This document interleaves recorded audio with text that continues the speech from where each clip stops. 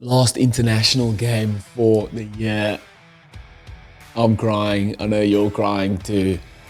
Ireland versus the Wallabies. It's going to be a cracker nonetheless. A little bit of a look into how Wallabies versus British and Irish Lions could go down next year.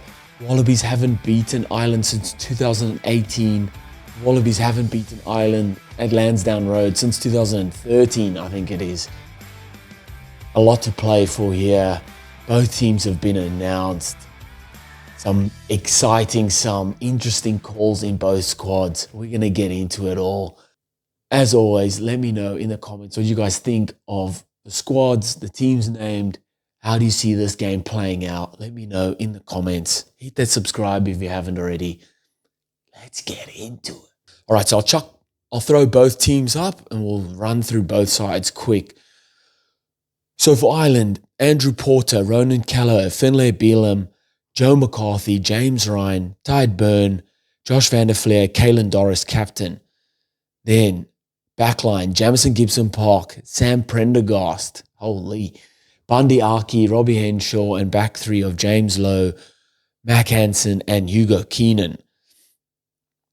Impact, we've got Gus McCarthy, Cian Healy, Tomo O'Toole, Ian Henderson, Pete O'Mahony, Craig Casey, Jack Crowley, and Gary Rinrose. Then for the Wallabies, James Slipper, Brandon Paenga Moso, Tanielo Tupou, Nick Frost, Jeremy Williams, Rob Valentini, Fraser McWright, Harry Wilson, captain. Then backline of Jake Gordon, Noah Lolesio, Len Ikitel, Joseph Akuso Suali'i, and then back three of Max Jorgensen, Andrew Kellaway, and Tom Wright. Impact, Billy Pollard, Angus Bell, Alan Alatoa, Lukan Salakai Lotu, Longy Gleeson, Tate McDermott, Tane Edmead on debut, and Harry Potter. Strong teams, both sides. So I think besides maybe one or two injuries in Irish front row, if you're looking at both sides, both strong, like the stronger sides available. You're obviously looking at someone like Furlong who's injured, Dan Sheehan who's injured for Ireland. But for Wallabies, this is pretty much the strongest side they have available right now, I think. So this could be very, very interesting, especially if you're looking forward to how the British and Irish Lions could play out. So we'll run through a couple of matchups, key matchups, where I think the game will be won or lost. And as always, let me know in the comments what you guys think of the teams and how do you see this one playing out. And then lastly, we'll do a little score prediction.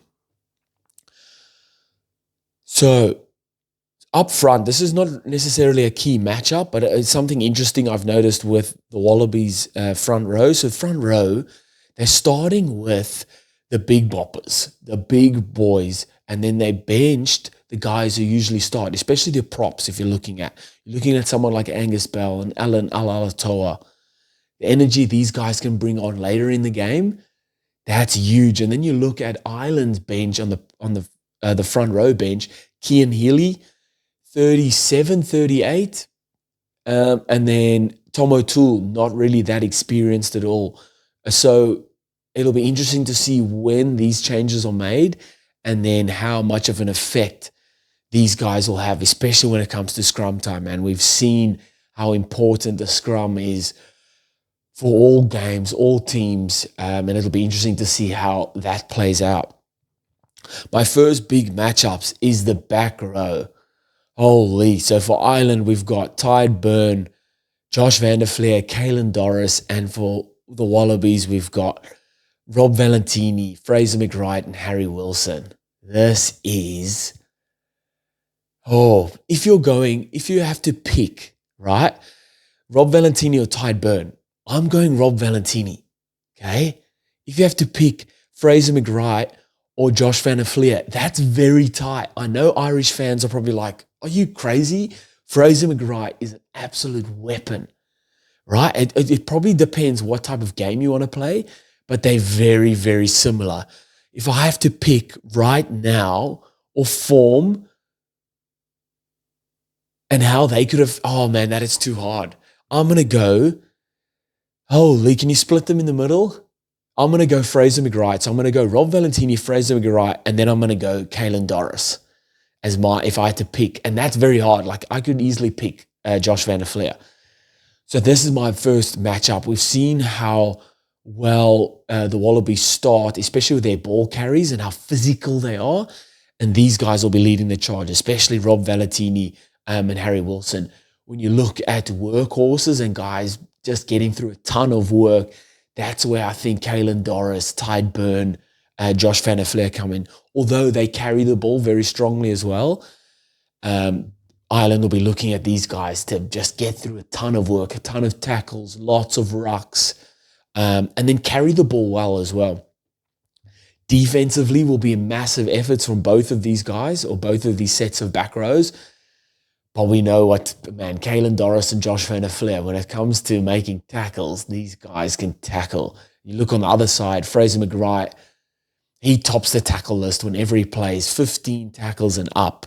So they brought him in there over Carlo Tizzano. And I think it's because Fraser McWright is the man there. Next matchup, Noah Lolesio versus Sam Prendergast. Oh, there's big, and I had a question mark as well. I thought Jack Crowley was the man at 10, but I saw someone mentioned it, and I liked how they explained it. And it's like, it's a similar instance to with the Springboks, Sasha Feinberg and Gumuzulu, where we all thought, no, just keep putting Andre Pollard in there, Rassie Erasmus has a different agenda and keeps putting Sasha Feinberg and Gumuzulu in there. It's the same, almost a similar thing here. It's like, okay, Jack Crowley, no, let's give Prendergast a go. And mate, he's been fantastic. Yes, the yellow card, there could have been a red, whatever. Regardless of that, his ability to connect the backs and forwards, unreal. But his ball carrying to the line, right at the line, being able to pick or execute that decision making, like right at the line and pick the right decision, almost like 9 out of 10 times, is unreal. And he's got a bit of swagger about how he plays. Feel like he's got a ton of time on the ball.